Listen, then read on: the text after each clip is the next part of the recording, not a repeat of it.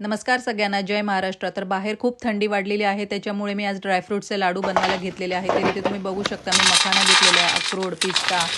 त्याच्यानंतर आता मी घेत आहे बदाम, मनुके पण घेणार आहे. इथे तुम्ही पाहू शकता मनुके घेतलेले आहेत.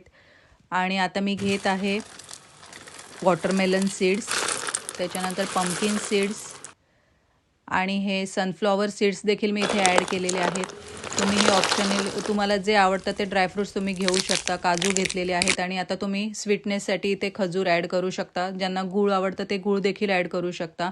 तर इथे तुम्ही बघू शकता. आता हे मी थोडे थोडे भाजून घेणार आहे. तर पहिले मखाना भाजून घेतलेला आहे आणि त्याच्यानंतर आता मी शेंगदाणे भाजून घेत आहे. त्याच्यानंतर मी आता थोडं तूप ॲड करून हे सगळे ड्रायफ्रूट्स थोडेसे ब्राऊन होईपर्यंत फ्राय करून घेणार आहे.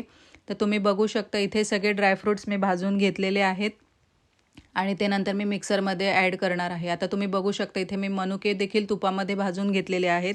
ते थोडेसे फुगेपर्यंत आपण त्याला भाजून घेणार आहोत. इथे मी डेसिकेटेड कोकोनट घेतलेलं आहे, त्याच्याने पण टेस्ट खूप छान लागते. आता इथे खजूर मी मिक्सरमधून बारीक करून तुपामध्ये थोडासा भाजून घेतलेला आहे.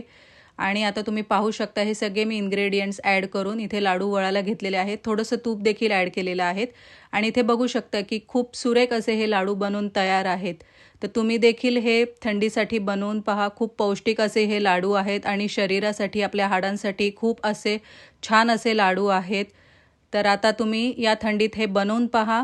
मस्त खा, स्वस्त राहा. तर भेटू आता नेक्स्ट व्लॉगमध्ये. तोपर्यंत टाटा, बाय बाय, जय महाराष्ट्र.